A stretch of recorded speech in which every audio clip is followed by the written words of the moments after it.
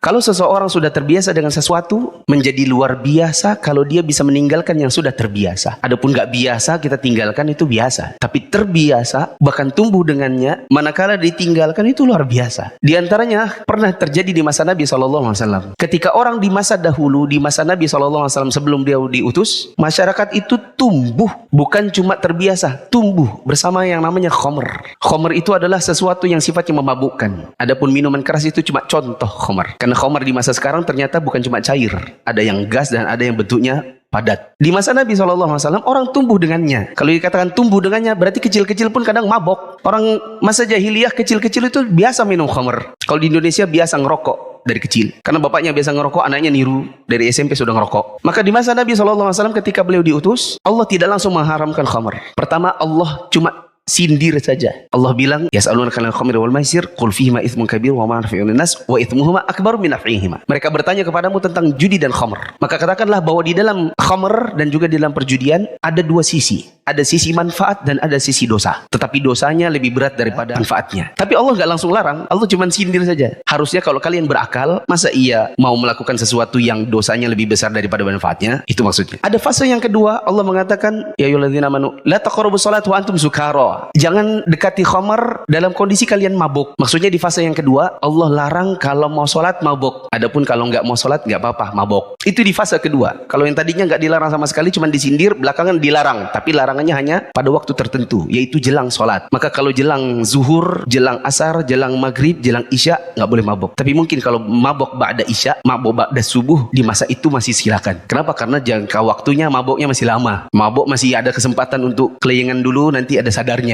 Baru turun akhirnya ayat yang betul-betul mengatakan innamal khamru wal maisiru wal ansabu wal azlamu rijsum min amali syaitan. Ada fase yang ketiga. Allah kemudian melarang betul-betul. Allah katakan setiap yang namanya khamr, perjudian, mengundi nasib dengan panah dan juga menyembah patung-patung itu adalah rijs, najis. Rijsum min amali syaitan, dan itu termasuk perbuatan syaitan. Artinya kalau kalian betul-betul beriman, tinggalkan. Baru kemudian ada disuruh tinggalkan. Para sahabat Nabi, mereka bilang andaikan dahulu langsung dilarang total, maka kami akan tinggalkan sunnahnya. Soalnya berat, karena tumbuhnya pun dengan khamr. Biasa mabuk dari kecil, disuruh total tiba-tiba langsung nggak boleh, waduh berat. Tapi ketika ada disindir, lalu dilarang di sebagian waktu, lalu akhirnya dilarang secara total, maka kami betul-betul akhirnya meninggalkan khamr-khamr itu. Betul-betul kami pecahkan kendi-kendi. Bahkan kota Madinah ada jalan-jalan di mana mereka banjir dengan khamr. Soalnya khamr itu di masa dahulu bukan cuma botol, drum. Dipecahkan drum-drumnya, kendi-kendinya, sehingga tanah-tanah yang ada di kota Madinah banjir dengan khamr. Tapi itu setelah melalui fase sedikit demi sedikit. Orang di masa sekarang tentu akan sama kita bilang. Berat untuk mengerjakan sunnah manakala dipaksa untuk meninggalkan sesuatu yang sudah terbiasa. Apa yang biasa kita kerjakan dari kecil? Banyak. Nonton tayangan-tayangan yang di situ ada aurat-aurat. Kita terbiasa dari kecil. Kata bapak kita,